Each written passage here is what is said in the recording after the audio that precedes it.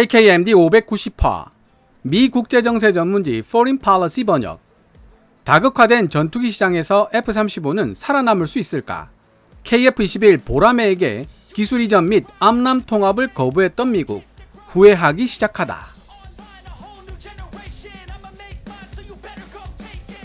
F-16은 해낼 수 있었지만 F-35는 해낼 수 없는 일이 무엇일까?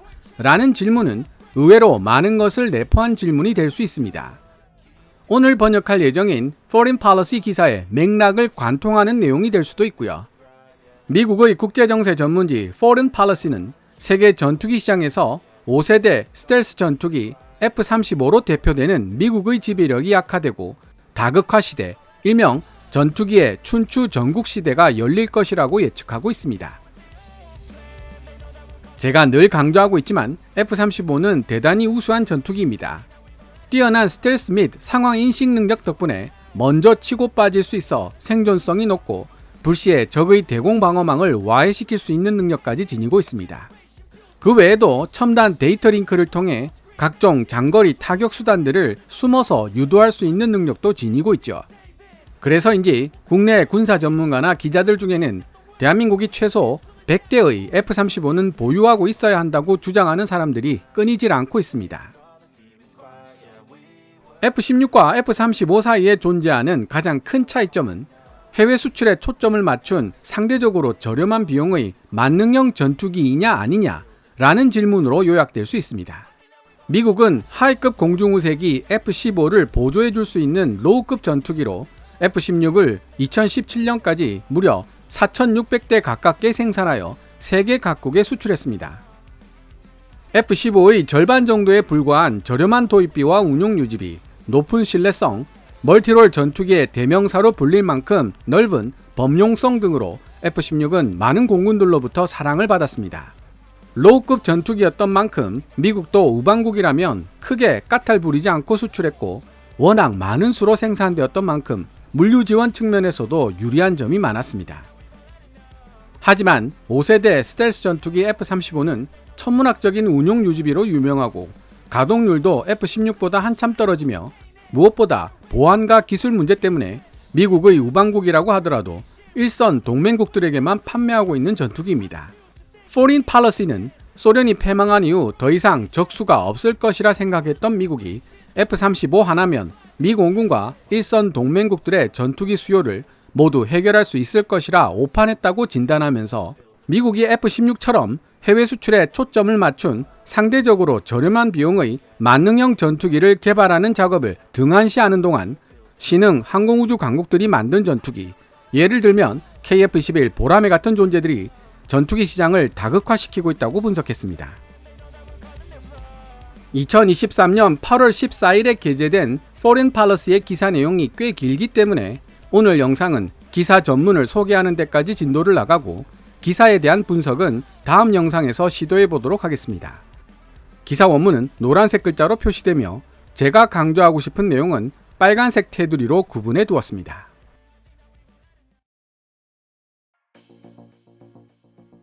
국가 원수들 간의 회담에서 제트 엔진이 중요한 의제가 되는 것은 보기 드문 일이다.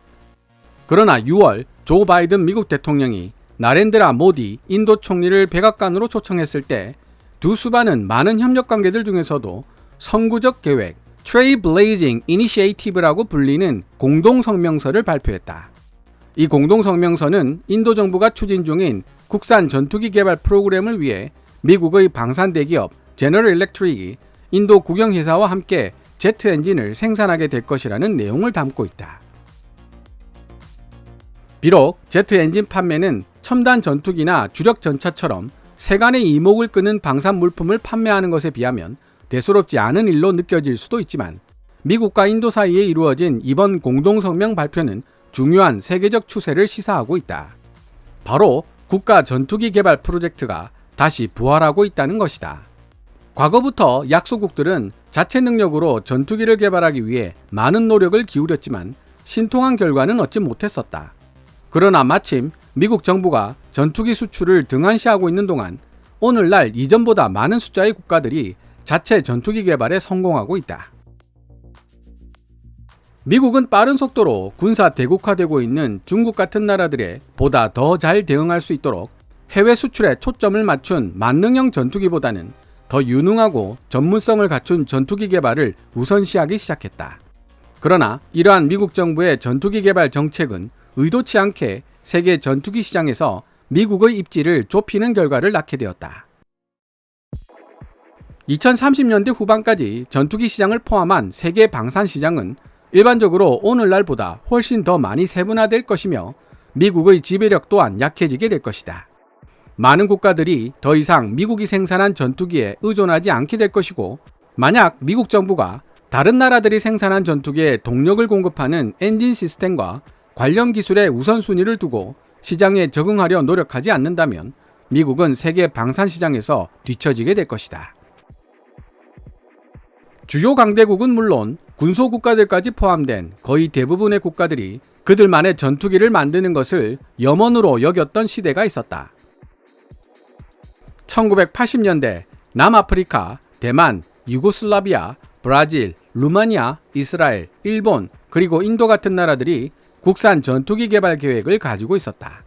하지만 이러한 국산 전투기 개발 프로그램 대다수는 실패로 끝이 나고 말았고, 성공했다 하더라도 극히 제한적인 숫자로 생산되는 데 그쳤으며 그마저도 1990년대가 끝나기 전에 대부분 사라지고 말았다. 국가 차원에서 진행됐던 이런 프로그램들이 붕괴된 데에는 많은 이유가 있었다. 냉전 이후 국방 예산이 줄어들면서 전투기 시장도 마찬가지로 쪼그라들었다. 경제는 자유화되었고 무역 장벽은 무너졌으며 방위산업 정책은 시대에 뒤떨어진 존재가 되었다. 한편 미국은 기성 전투기들을 판매하는 데 큰 성공을 거두었다. 록히드 마틴의 F-16은 세계 전투기 시장을 장악했으며 별도의 초기 개발 비용 없이 막대한 부를 쌓을 수 있도록 도와주었다. 에어로 다이나믹 애드바이저리 자료에 따르면 1991년과 1995년 사이 서구 전투기 제조업체들이 생산한 전투기는 총 1667대였는데 이들 중 727대가 F-16, 597대는 다른 미국 전투기여서 미국산이 전체 숫자의 80%를 차지하고 있었다. 그 뒤를 이어 미국은 2015년에 실전 배치되기 시작한 F-35 합동 타격 전투기를 만들어냈고, F-35는 세계 전투기 시장에서 미국의 지배력을 공고하게 만들었다. 노르웨이에서 대한민국에 이르기까지 지금까지 20개국 이상의 고객을 확보한 F-35는 전작들과 같이 큰 성공을 거두어 왔다.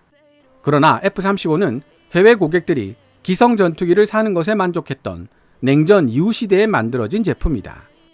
KF-21 보라매 같은 새로운 경쟁자들이 전투기 시장에 진출하게 되면서 F-35만으로 미국 항공우주 산업의 미래를 이끌어가기는 더 이상 어렵게 되었다. 자체 전투기 개발 프로그램에 무슨 일이 일어났었는지, 그리고 앞으로 어떤 방향으로 흘러갈 것인지를 보여주는 좋은 예가 바로 일본이다. 1990년대에 일본은 미쓰비시 F2를 개발하기 위해 수십억 달러를 썼다. 그리고 일본에 대한 기술 이전을 계기로 전투기와 방산 수출 분야에서 누리고 있던 주도권을 잃게 될지도 모른다는 미국 정부의 적대적 태도와 직면하게 되었다. 그러나 F2 프로젝트의 본질은 결국 F-16을 재창조하는 돈 낭비에 지나지 않는다는 사실을 깨달은 일본은 F2 생산을 100대 미만으로 제한했고, 이제 F-35 완제품 147대를 미국에서 직도입할 계획이다. 미국 전투기에 주로 의존해왔던 지금까지의 경량에도 불구하고 일본은 최근 신형 전투기를 공동 개발하기 위해 영국과 팀을 구성했고, 일본과 영국 현지에서 각각 생산하기로 결정했다. 2030년대 후반부터 런던과 도쿄는 F-35의 추가 구매를 중단하고 그들만의 합동 전투기 생산을 시작할 예정이다. 냉전이 끝난 이후 유일하게 신형 전투기 개발을 시작한 국가인 대한민국은 KF-21 보라매로 전 세계적인 국가 전투기 개발 붐을 다시 한번 불러일으킨 나라다. 최근 튀르키예도 국가 전투기 칸 TF로 이러한 흐름에 합류했으며, 대만도 진고 전투기를 훈련기 겸 경공격기 버전으로 새롭게 파생시킨 브레이브 이글과 차세대 전투기 개발 선언으로 국가 전투기 개발 게임에 복귀했다. 주요 전투기 시장인 아랍에미리트도 올해 초 자체 항공기를 개발하겠다는 야심을 밝혔다. 국가 전투기 개발 프로젝트에 있어 인도의 위상은 다소 모순적이다. 인도 정부는 1950년대부터 자체 제트 전투기를 만들기 위해 노력해왔다. 미국 정부가 인도 정부와 협력하겠다고 밝힌 성명의 주인공인 경전투기 테자스는 1980년대 초부터 개발이 시작되었지만 무려 35년이 지난 2015년이 되어서야 소규모 생산이 가능했고 시장에 진출할 수 있었다. 하지만 이제 미국의 거대 방산기업 제너럴 일렉트릭의 도움을 받게 된 인도는 테자스의 생산율을 두 자릿수로 끌어올릴 준비가 되어 있을지도 모른다. 인도는 또한 2030년대부터 실전 배치될 테자스가 덩치는 더 크고 구식 기술은 적게 적용된 첨단 중형 전투기를 모델로 개발되기를 원하고 있다. 하지만 대부분의 다른 신흥 항공우주 강국들과는 달리 인도가 생산 규모를 확대할 능력이 있을지에 대해 회의적으로 보는 시각들이 존재하고 그렇게 볼만한 이유도 있는데 이는 인도 정부가 민간 부문보다는 효율성이 극적으로 떨어지는 국영기업체들에게 의존하는 경향이 강하기 때문이다. 비단 전투기 개발에만 한정되는 이야기가 아니다.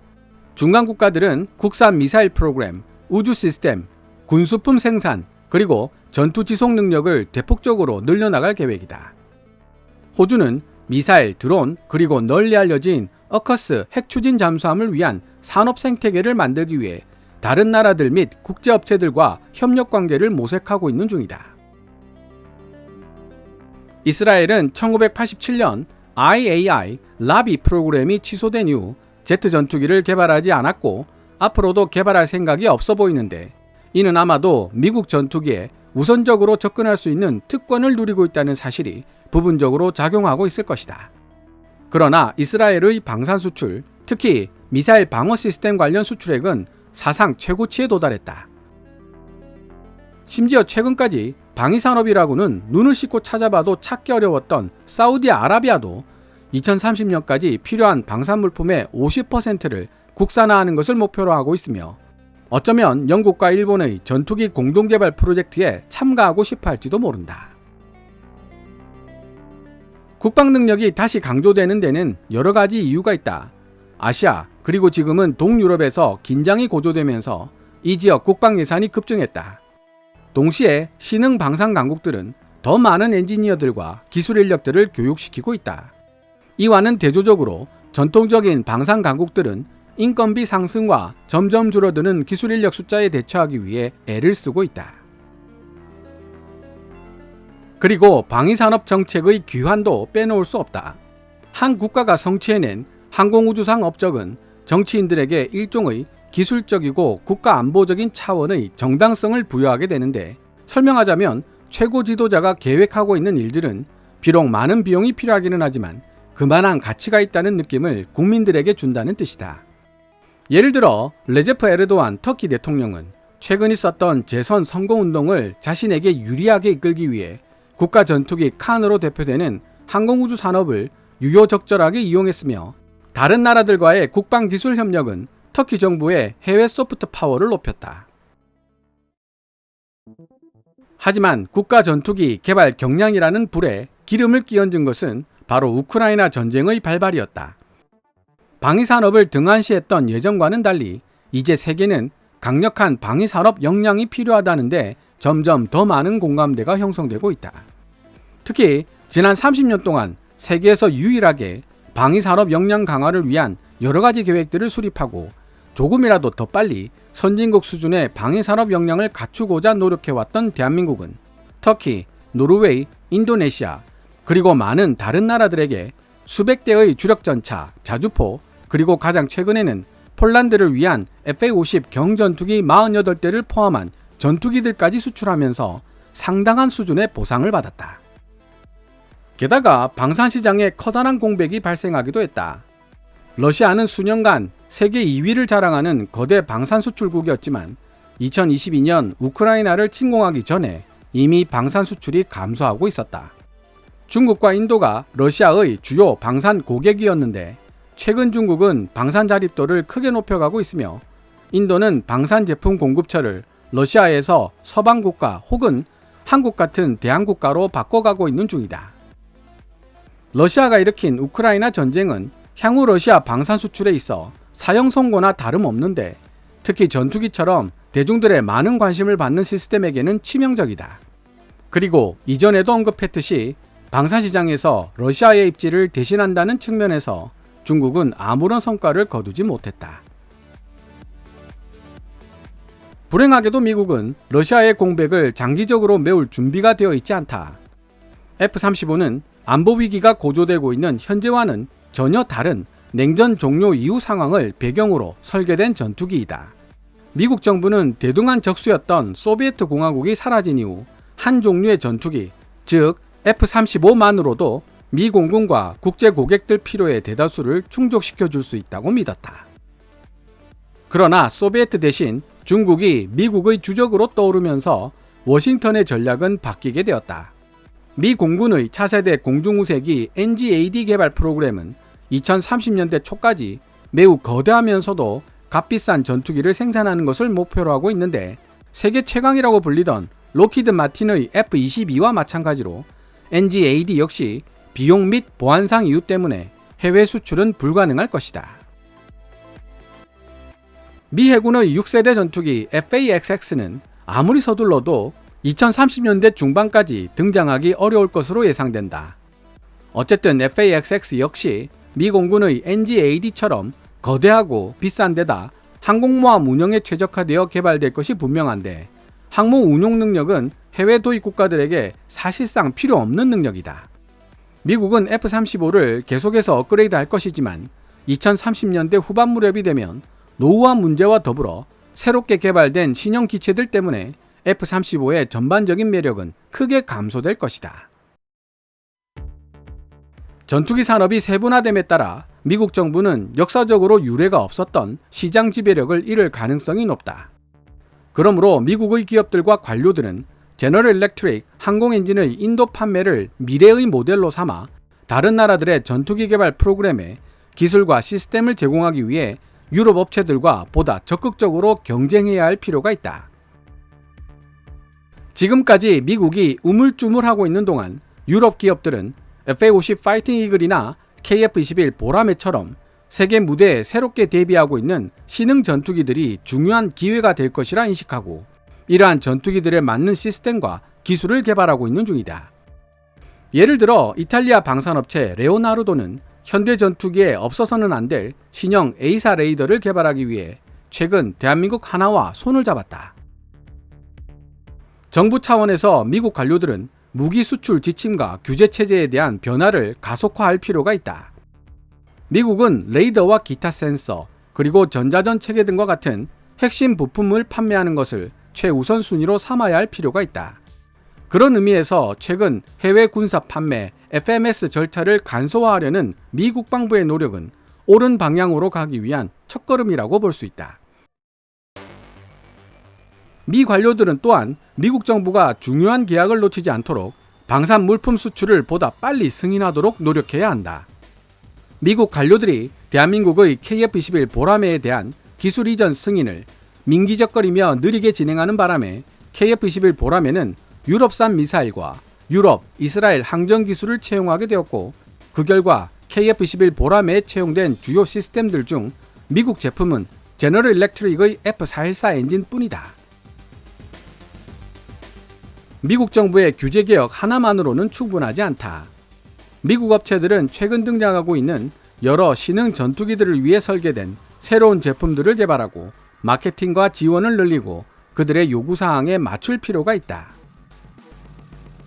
더 많은 국가에서 지금보다 더 많은 기회들이 생겨나겠지만 그럼에도 불구하고 미국 업체들의 사업 개발은 점점 더 어려워질 것이고 생산과 계약 수주도 줄어들게 될 것이다.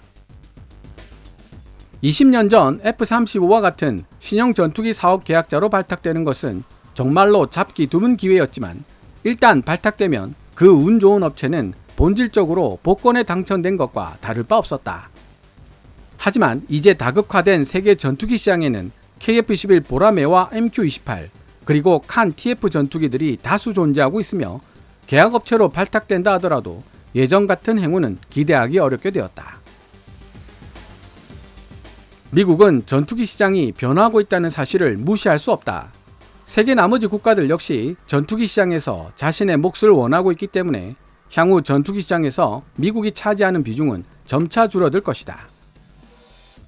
하지만 세계 무기 수출 시장에서 미국이 수행하고 있는 주도적인 역할은 세계 각국과의 관계 강화에 큰 도움이 되어 왔다.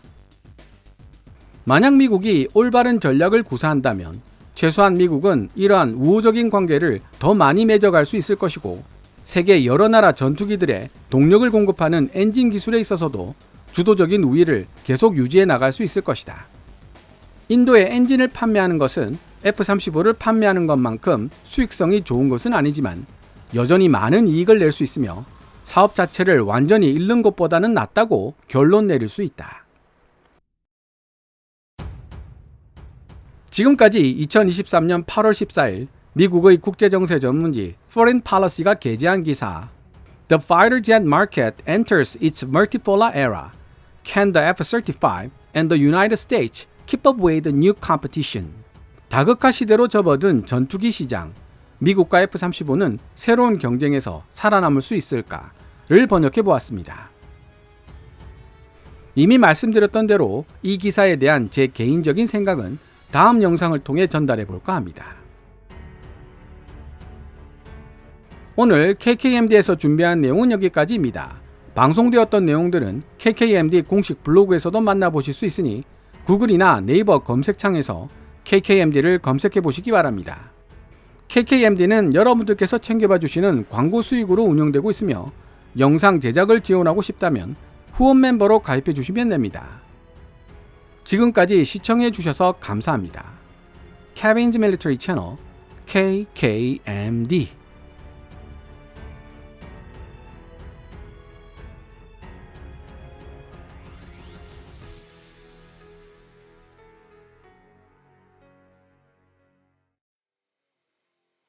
you